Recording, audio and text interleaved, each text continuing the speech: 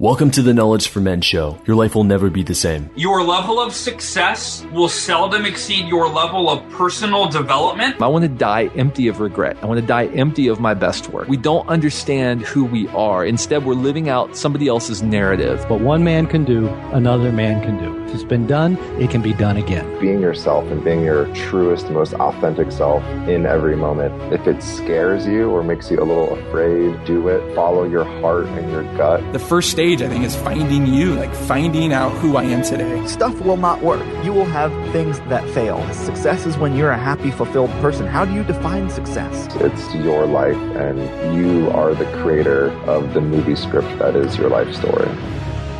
All right, guys, welcome to the show. I'm here with Todd Henry. It's his second time here on the show. Happy to have him back. He's the acclaimed author of The Accidental Creative and also one of my personal favorites here, Die Empty. And then his most recent work is Louder Than Words. Todd, happy to have you back. It's great to be back. Thanks, Andrew. All right. And Todd, let's dive in now with a favorite quote and something that you've lived by, something that's helped you on your journey, and then explain to the audience what it means to you. Yeah, I actually really thought long and hard about which quote to use. And, a lot of times you'll sort of reach for the, like the business quote or the success quote, that kind of thing. And this is a quote that's really been haunting me for months or maybe even years since I came across it. It's actually a quote from Khalil Gibran in a poem called On Houses. And it's just a little couplet in the middle of the poem. It says, "Verily the lust for comfort murders the passion of the soul and then walks grinning in the funeral." And I think that our love of comfort is often what suffocates our drive to do great work. It suffocates our drive to be, a good husband or to be a good brother or to be a good citizen. The lust for comfort murders the passion of our soul and then walks grinning in the funeral. And so I think for me, that just is a reminder that comfort is not the goal of life. We're not wired for comfort. We're wired for conquest. And we have to perpetually remind ourselves that every single day is an opportunity to defy the lust for comfort and instead to do the right thing even when it's uncomfortable. Why is it that we naturally want to do that comfort? It's that whole thing where we'd rather choose unhappiness over uncertainty.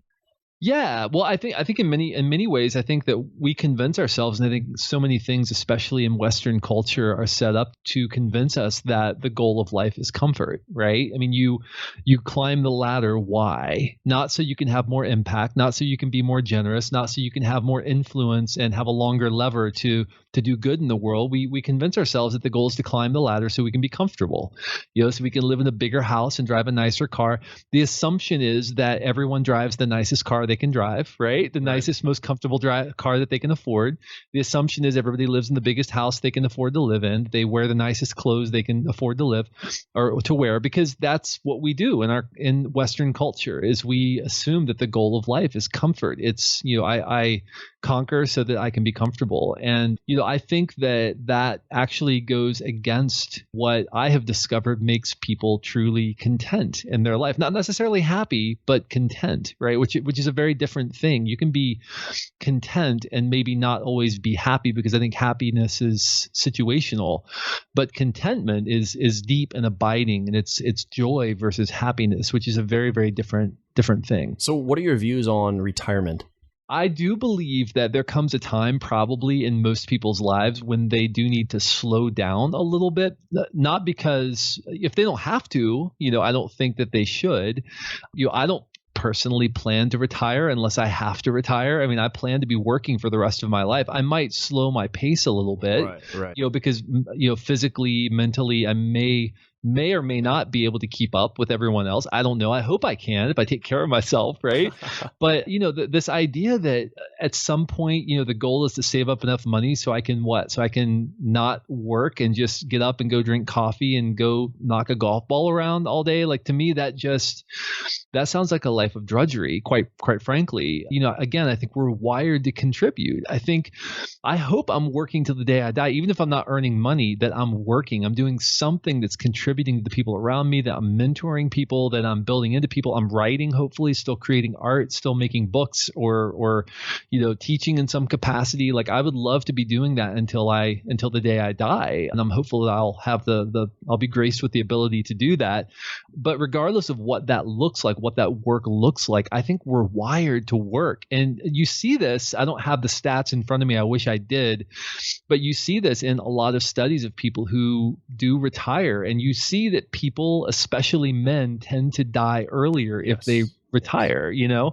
And I think that speaks a profound truth about the way that we're wired. We're wired for tension. We're not wired for comfort, right? We're wired for tension. Our bodies are made to respond against forces that are pressing against us. And when everything is easy and we just have, I call it the tyranny of comfort, right? Or the tyranny of downtime, the tyranny of leisure. I think it's sort of a tyrannical thing because I think that it works against the way that we are naturally wired as human beings, which is to contribute value. Yeah. And you mentioned when we retire when we don't do anything, men often die at a younger age. And I think it has to do with when we lose that flow state, when we're less engaged, that it somehow has an effect on our health and potentially we just don't have that will to keep going if we're not waking up with purpose and drive to complete something that we've started. That's right. And it's the open loops that keep us moving, right? Like every day we create an open loop and then we have to close that loop. And that's what conquest feels like, especially for men, is we're creating open loops and we're closing them. We're creating open loops and we're closing them. We're chasing opportunity. But that doesn't have to look like making money. It doesn't have to look like going to a job, although it certainly can. I mean, work when you're later in your life, work can look like volunteering. It can look like finding other people to mentor in your life. It can look like serving at a nonprofit. I mean, there are a lot of things you can do, the work that don't involve making money, but are still work. You're still building a body of work. You're still adding value to society.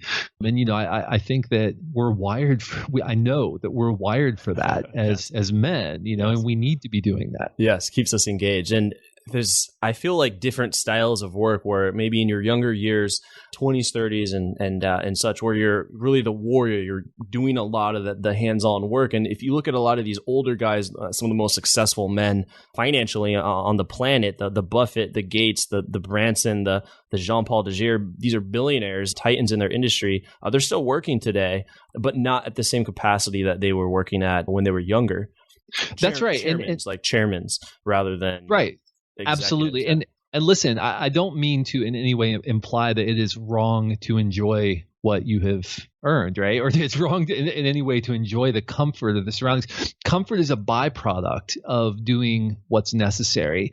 And if comfort accompanies the great work that you're doing, there's nothing wrong with that, right? It's just that you cannot pursue comfort and great work simultaneously, because at some point you have to choose to do the right thing, even when it's the uncomfortable thing. I mean, that is the nature of building a body of work that you can be proud of. And if comfort is priority number one, then you are going to forfeit your passion. As the quote said, comfort murders the passion of the soul, then walks a grinning in the funeral.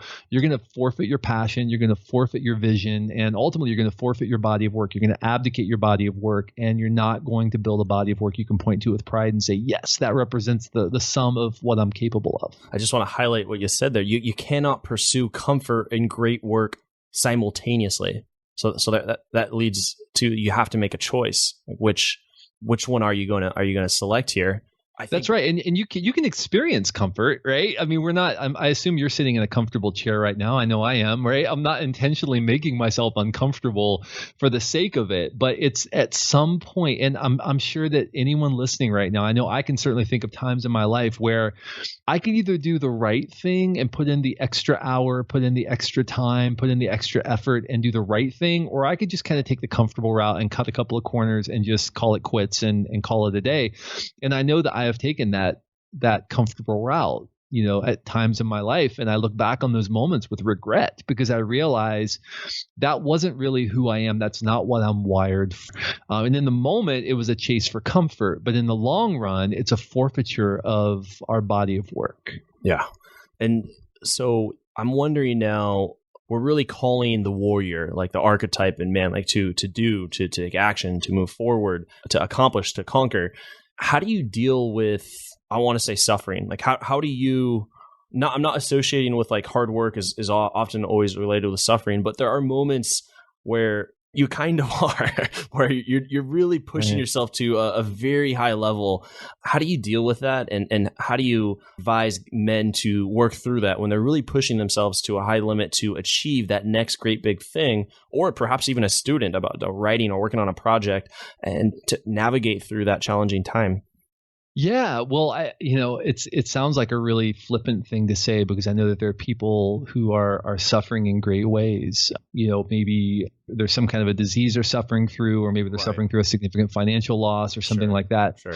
But I think that's another great lie that we believe, is that suffering is always inherently evil. Suffering in every capacity is always inherently evil, and if it feels bad, then it must be wrong, right?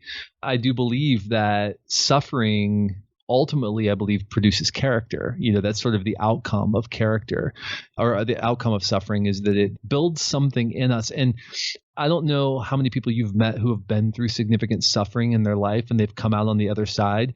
There is just a wizened nature about them. You see them, you look in their eyes, and you can just see that there is something that they know that I don't know.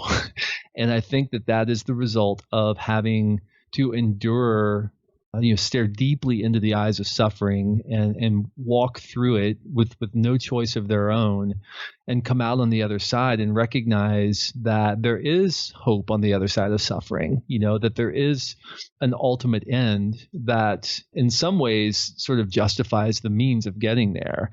Not that it's easy, and not that that is always the case, right? But I think that the notion in our culture that all suffering and all pain must be evil and must be eradicated, I think that that's partly rooted in the same lie about the lust for comfort, right? I think that it's the reason why people don't go to the gym. It's the reason why people don't study. It's the reason why people don't, a lot of things. It's because those things feel like suffering to us in the moment.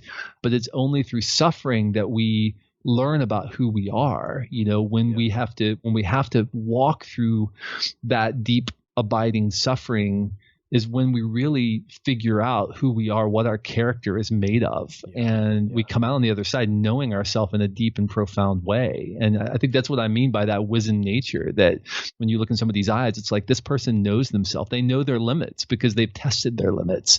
And even though you don't want to have to walk through the suffering to get there, I think in many instances, that's the only way to get there, is to have to walk through suffering of some sort, right?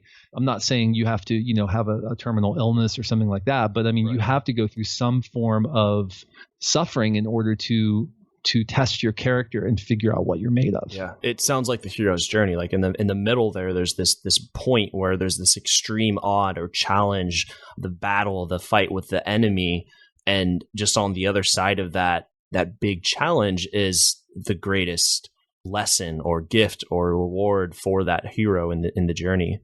Right. That's right. Yeah. So I'm saying some of our greatest successes come from suffering. It's not always in every form, but that's what I'm getting, is that if to change the perspective is what I'm getting from you around what suffering is. I'm thinking of steel. It's made under intense amounts of pressure. Diamonds. Right. It's really this ugly thing. It's like this little rock, and then under intense amounts of pressure, it turns into this beautiful diamond. This that sells for so much more than its original worth. That's right. And even the concept of passion, we talk about passion all the time in our culture. And I don't know if we covered this on the last time I was on. So I'm just kind of like a wind up chatty Cathy doll. Just cut me off at any point. I'll just keep talking. Don't worry, I will. You're good. But this word passion, we talk about passion like it means something that we like, or something we're interested in, or, I have a passion for bicycles, or I have a passion for football, or a passion for whatever. But the word passion in its root form, if you really reclaim the meaning of passion, it comes from the word pati, which means to suffer. Right? When you have a deep passion for something, it means that you are willing, if necessary, to suffer on behalf of that thing, because you care so deeply about an outcome, so deeply about the thing that you're doing, that you're willing, if not always do you have to, but you're willing, if necessary, to suffer on behalf of it, because the outcome matters more to you than your temporary comfort. And so that's when we talk about suffering leading to a good end. When people are really passionate about something, when they really pour themselves into it, when they're willing to stay a couple of extra hours or stay overnight, or they're willing to sacrifice financially in order to achieve an end, or they're willing to start a business even though it means that they're going to have to go through days or weeks or months or years, kind of like, like I did, where you're working around the clock, you're taking family vacations to do work stuff for a while, right? So that you can sort of build something until you can say, I mean, that is driven not by, I really like something, so I'm going to. No, it's driven by a deep and abiding passion, which tells me I care so much about this thing I'm doing, the outcome that I'm trying to achieve or I'm trying to achieve on behalf of other people. I'm willing, if necessary, to suffer in order to get there, because that is a deep and abiding passion in my life. And so when we talk about suffering isn't always bad, and we live in a culture that wants to eradicate suffering, I think most people, if they're really honest, they really just want to do the tasks that they want to do all day, right? They just want to do the stuff that they like. But the reality is, in order to build work that resonates and that stands the test of time, you have to identify that productive passion, that thing you're willing to suffer for. And you have to be willing to suffer on behalf of the outcome that you want. Doesn't mean you always have to suffer, but you're willing to suffer. Every person you mentioned earlier, all of these billionaires that we point to and say, look at those people and look at the lifestyle that they're living now, look at the things that they're doing. Every one of those people has had to suffer in order to get where they are in some capacity, right? And they've had to pour themselves out. Yeah. And artists, that's exactly right. Absolutely, yeah. Yes, and no question. Absolutely, yeah. And I think for those listening, like, oh man, I can't relate, or I haven't been able to do something like that in a long time. But when you're talking, I'm thinking, I think if you have kids, like you're saying, I'm passionate about raising my kids. I mean, because in a way, I think the parent is suffering a little. You're not getting much sleep. You're having to work really hard. A big portion of your income goes towards raising them. It's right. You're doing a lot, and so I think you can relate. You are passionate about raising your kids to be successful adults and members of this world, and I think in that capacity we can. Well, no question, and I didn't intend to take us down this conversation about suffering, but listen, parents suffer. Parents suffer on behalf of their children. Yeah. There's not a single parent who would say that they have not in significant ways suffered, whether it means physically suffered because they've sacrificed sleep, financially suffered because they're spending money on things that they would rather not have to spend money on, but they're doing it because it's the right thing for their children whom they love, suffered in terms of their attention, like they'd rather be dedicating attention to things that are actually going to help them achieve their goals, but instead they're dedicating that finite attention to their children. I mean, we all suffer on behalf of our children. And also, I don't know about, are you a father, Andrew? I'm not. Okay. So those who are fathers would also say, I have learned more about myself from being a father, right, than pretty much anything else I've done in my life, because it has forced me to have to suffer on behalf of something where I don't have any kind of immediate outcome, any kind of immediate gain, but I'm building towards something in the future. And that's the production of character that we were talking about, right? We talk about suffering producing character. It has forced me to learn who I am and to test my mettle as a parent and to compromise my objectives, my goals, so that I can build into the future of somebody else. So I'm subverting my own objectives in order to help somebody else achieve what they want to achieve. Yeah. This conversation came up in an earlier show. I think it was Stephen Mansfield. He said something about this, raising my kids. it is a form of suffering. It is extremely challenging, but you get these little moments when it's just all worth it. And they don't last that long. He said that, there was a moment when, my daughter graduated and his daughter looked at him and waved and he's just like, that moment was just a priceless experience. Or when one of his sons was playing a sport and when he ran out onto the field, he like smiled at him. And those little moments where that passion, that suffering made it all worth it. And I think we're talking about family, but even in your work where you have this little moment when maybe someone thanks you for your book. I'm sure you've had many of these change their life. It made them do something, and then now they have this job, or they wrote their own book, and it's like, wow, like that moment when you weren't getting sleep or you're waking up early trying to figure out how to find time to write your books because you have many amazing books. You look at that guy and it's like, wow, that was absolutely worth it. No question. And you have to affix that in your mind, right? As you're working, like you have to have in mind, for every book that I've written, I've had an intended reader, right? An intended audience. a specific person. And I'm not talking about like I'm not talking about like I had like an avatar, right? Or it's like a psychographic or a demographic. No, it wasn't that. It was a specific person I was writing this book to, like a real person. And I had that person fixed in my head, and I knew exactly who it was, as if they were sitting across the table from me and I was writing directly to them, because my goal was, if I can reach that person, if I can help them, I'm going to help a lot of other people. But if I don't help that person, I'm not going to help anyone. So for me, all of the suffering was worth it, because I could think of that person as I'm writing, and I'm thinking like, yeah, I'm getting up at 5 and walking to the Starbucks to write for 2 hours in the morning, and I'm coming home and I'm writing from 9 o'clock to 11 at night. This is when I was writing my first book, right? Yeah, it's really tough and it's taking a lot of time, but I'm doing it because of that person. And so whatever you're doing, if you're in business, whatever it is that you're doing, I encourage you to be that specific and that precise. Think about the person that you're trying to reach with your business or with your art or whoever it is, and have that person in your mind. Make it very, very personal, because your work is personal. People say, oh, it's nothing. It's not personal. It's just business. No, there is nothing more personal than business. Your work is an expression of who you are. And people say, are you, well, your work isn't who you are. Well, kind of, but it kind of is who you are, because you put so much of who you are into your work. Now, your work doesn't define the sum total of your identity. I believe that, right? Yeah. But your work is an expression of your identity. And so, you have to be very careful to ensure that you have that person in your mind, the person you're trying to reach, the person you're trying to influence, the person you're trying to connect with your product or whatever it is that you're doing, because that's the only thing that will keep you going in those moments when, it's 5:30 in the morning and you're like, why am I doing this? Oh, it's because of that person. That's why I'm doing it. Why do you think it helps to do something extremely hard like this, or perhaps even suffer for someone else, but for our own self, we might not push as hard? That's a really, really great question. I mean, I think there are people who do, right? They do push as hard for themselves, but I really firmly believe that there is something altruistic baked into human nature.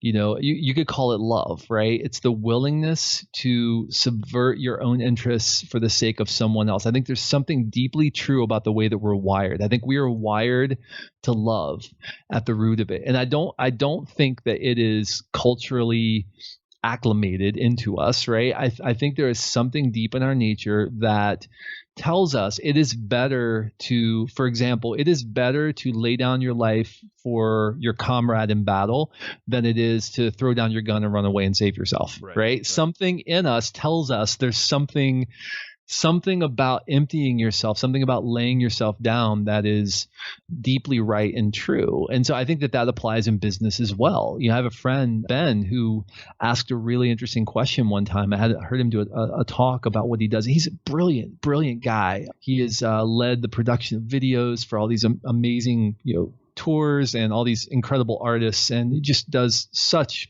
work on such a great scale, and it's amazing work.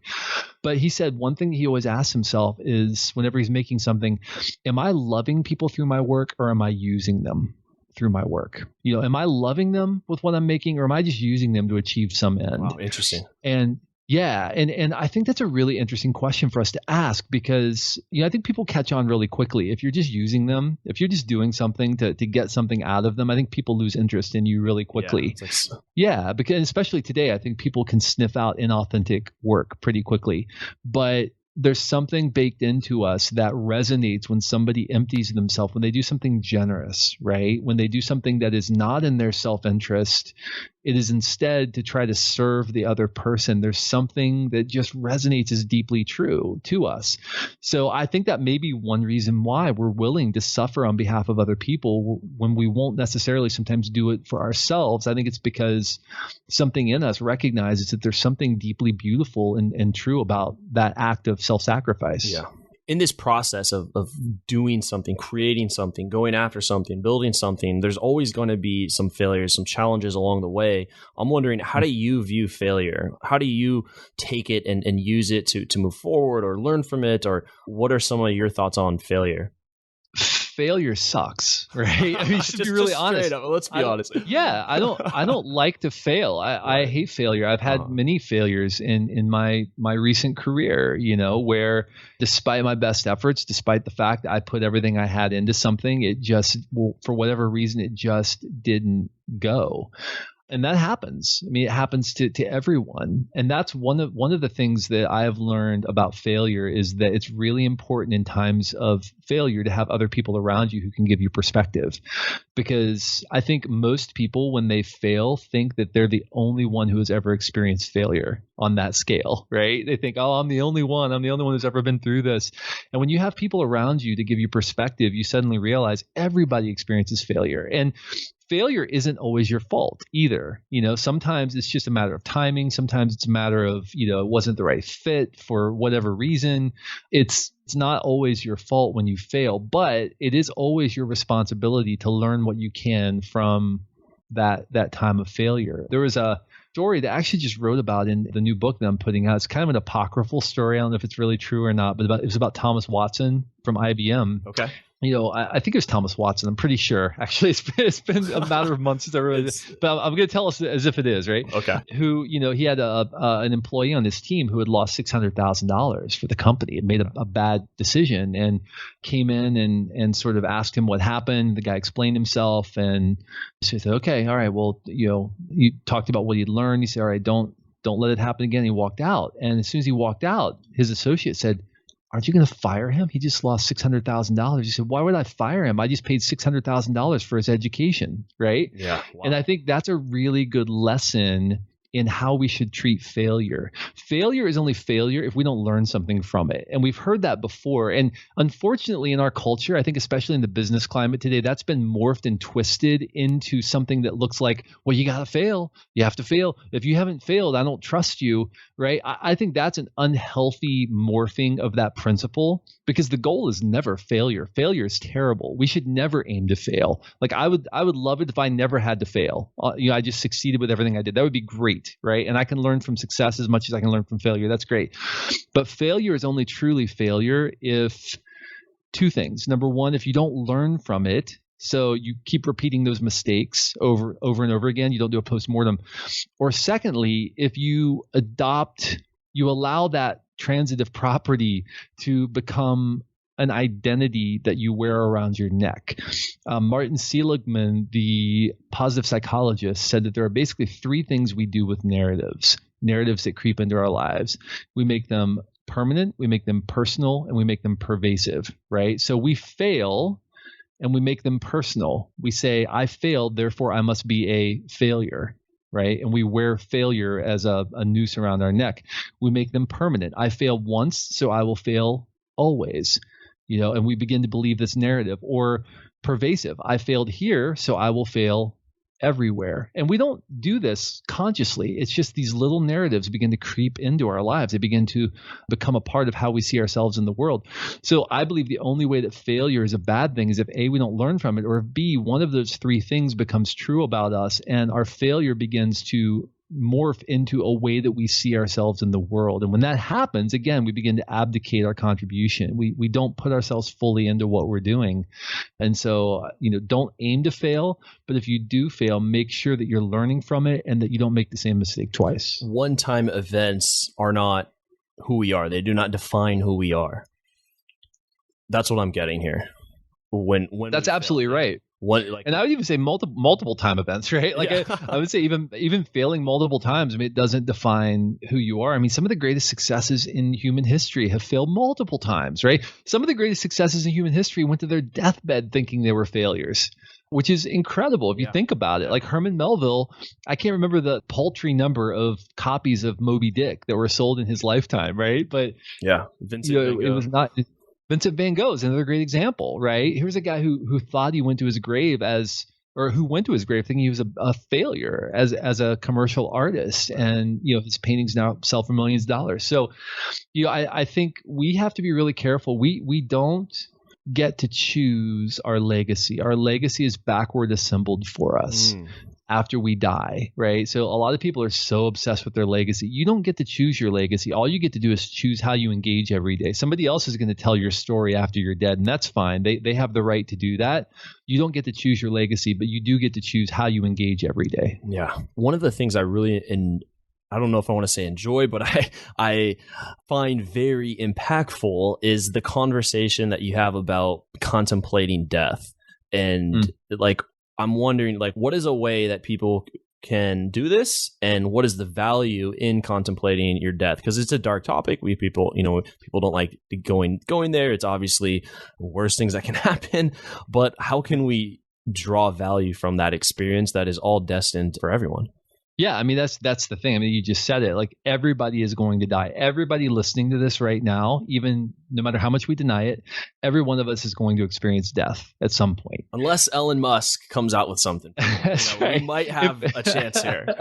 Or Ray Kurzweil is working on it. Google is working on it. There's a lot of stuff that's in the works right now. People who are developing nanobots to fight, disease and all that. But I think it's probably safe to say that most people who are probably listening to this right now, we've probably missed the curve on immortality. I think probably I'm doing green smoothies, man. I might have a chance.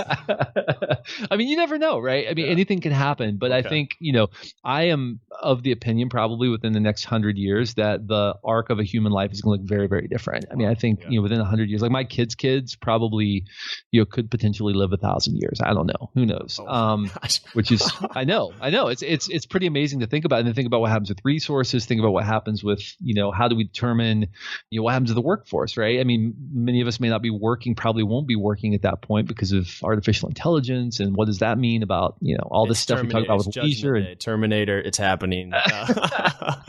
Well, I am seriously that is a deep concern for me. Sorry, we keep jumping all over the place here, but a deep concern for me is, when we get to the point where AI takes over, not just, robots doing manual labor, but like AI takes over middle management jobs, takes over forecasting for companies. You have a CEO of a company who is now an artificial intelligence. It's not even, a human being anymore because the AI can do it more efficiently than the human can, or whatever.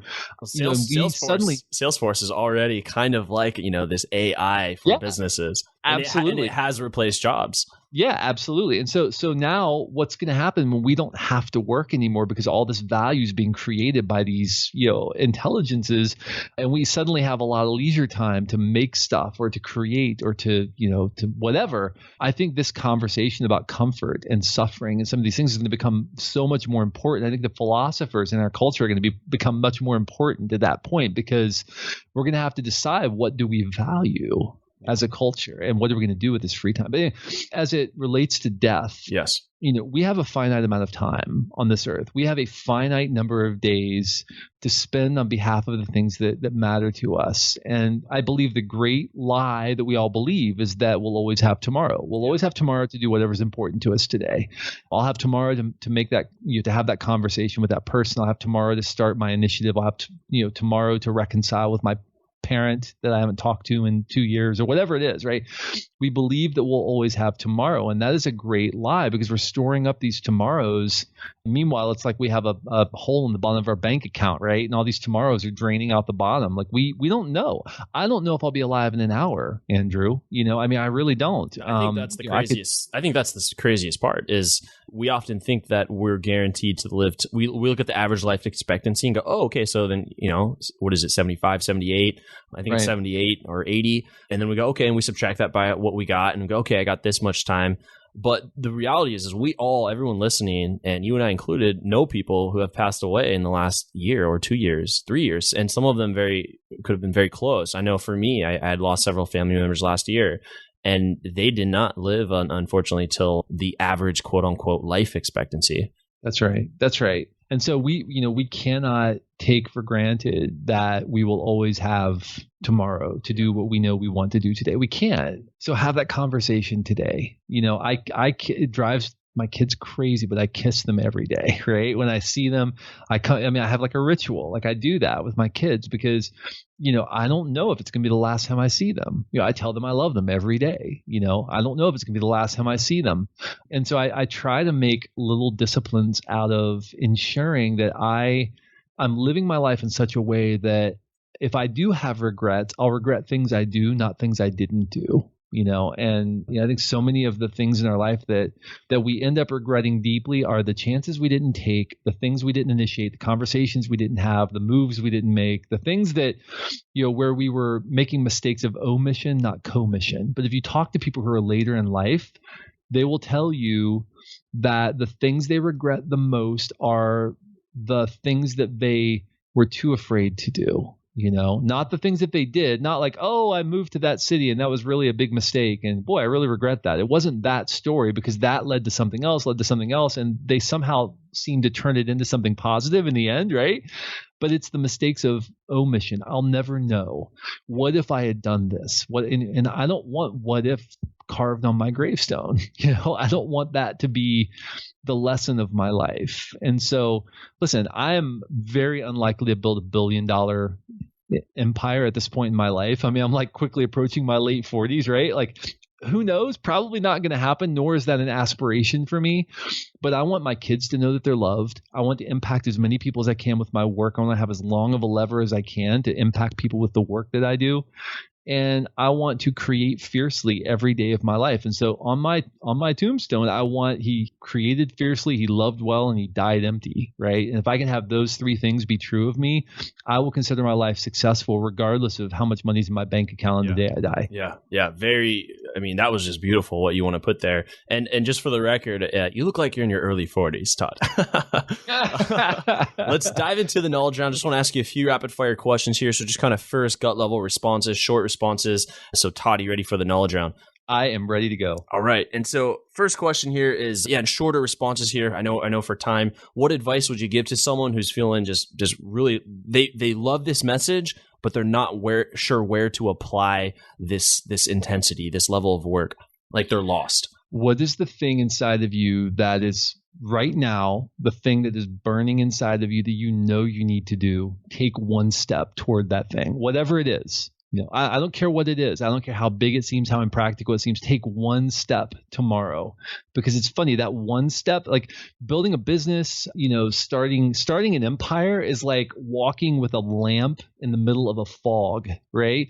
You can only see like 3 feet in front of you, and all you have to do is be able to walk where the light is. That's all you have to be able to do. So that's my encouragement. Is just take a couple of steps toward the thing that you want to do. There's something prompting you right now. I know there is. Yeah. Because I've yet to meet a single person who doesn't have something nagging at them. So take a couple of steps. Yeah. And sometimes that first step is just a Google search. That's exactly right. I'm trying to figure out how to ship some product from China. I was like, I don't know how to do this. I just Google, and then now I'm already talking with suppliers from China. And I'm just like, this is so cool. Yeah.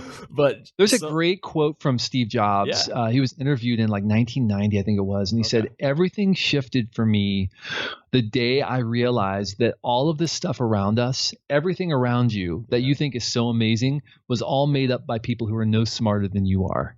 And he said, the moment that I realized that, everything changed for me, because I realized I can do anything I want to do.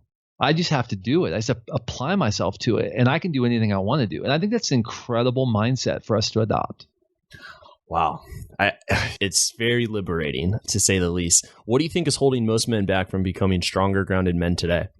Well, we talked about the love of comfort. Yeah. I would also throw in there fear. I think that we live in a culture of fear right now. Fear is when the perceived consequences of failure outweigh the perceived benefits of success. So we don't act. We don't take little strategic risks. We convince ourselves that failure is the worst thing in the world, right? Like losing my reputation, losing my job, losing my livelihood is the worst thing that could happen to us. And often that's the best thing that could happen to us, because we suddenly realize that this is what I've been afraid of this whole time. Like, this is not really that bad. And that equips us with a sense of almost like a bulletproof sense of I can do anything, because this is what I was afraid of. And this really is not that bad. It led to something else. I like it. And final question here. Imagine you had 60 seconds with your 25-year-old self. So 25-year-old Todd, if you can envision where he's at personally, professionally, and in his relationships even, knowing what you now know today, what would you tell 25-year-old Todd to do and not to do? I would tell 25-year-old Todd to persist. Be persistent, because there is a payoff at the end.